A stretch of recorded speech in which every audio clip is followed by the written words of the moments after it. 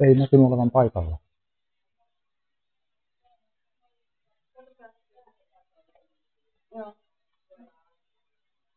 Ei.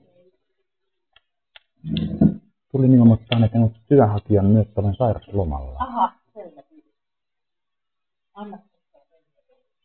08 67 15 S.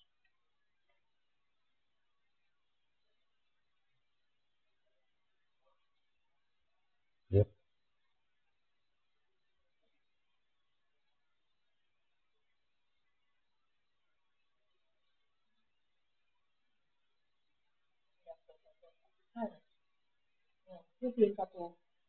Juu, kyllä.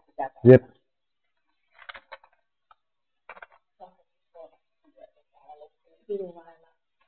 Eli tämä on alkanut sairasloma 25.5.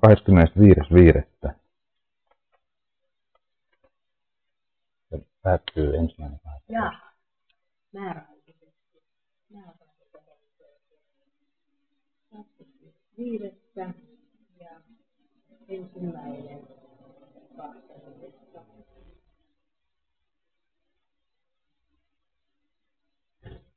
Ja määräaikaisesti. Juu, selvä kyllä. Että olet nyt töihin menossa, että tämä on nyt semmoinen sairausloma, että pystyy työtä vastaanottamaan. Joo, kyllä. Mä ilmoitan sen sitten Kelaan. Mä olen sieltä hakenut jo sairauspäivärahaa ja tullutkin jo ensimmäinen, että... Just. Jep. Sitten mä katson, mitä se kääntöpäivä on. Silloin tässä nimissä 9.9. ei semmoista kannata pitää. Mun mielestä niin se on sitten... Juu. Mä tulen sitten, kun se päättyy sairauslomaan. Kyllä, kyllä. Nyt odotas, mitä täällä on? Hetkinen, nyt mitä siellä vielä tässä? Täällä lukee viimeinen. Kävijä ilmoitti muutostaan, kysyi LA-kurssissa, ei ainakaan artikkeluvaiheessa ole muuttanut takaisin harjoittaikaan. Koska jos mä nyt ensin katson, niin täällä on virkailija, niin jos ei ole Saloranta kiinnostunut näin, niin mistä hän ottaa muuta asioita ja kansainvälillä. Joo.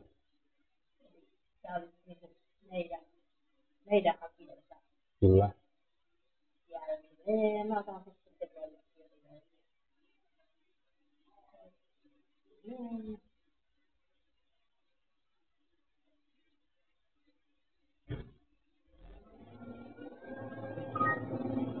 ja mä laitan tuohon, että meidän Kelaa.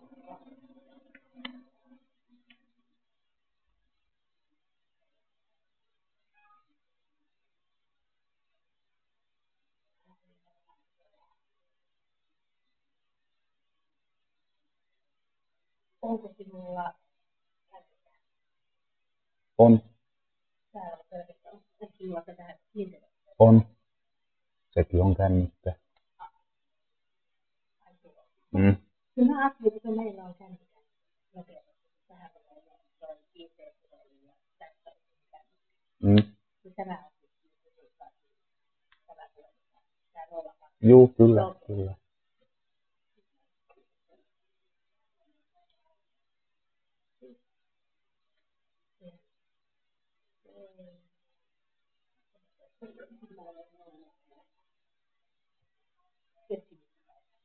Joo. Laitanko sitten perjantaina? No, laita. 3. joulukuuta. Niin, suhtaan nyt kun tässä kertaa asut aika lähellä, niin ilmoittamaan henkilökohtaisesti jotain Suomen tilanteella. Joo, kyllä mä tässä sitten on ihan paljon. Mä kirjoitan tuohon, että S-lomaan, sairauslomaan jatkotilanne.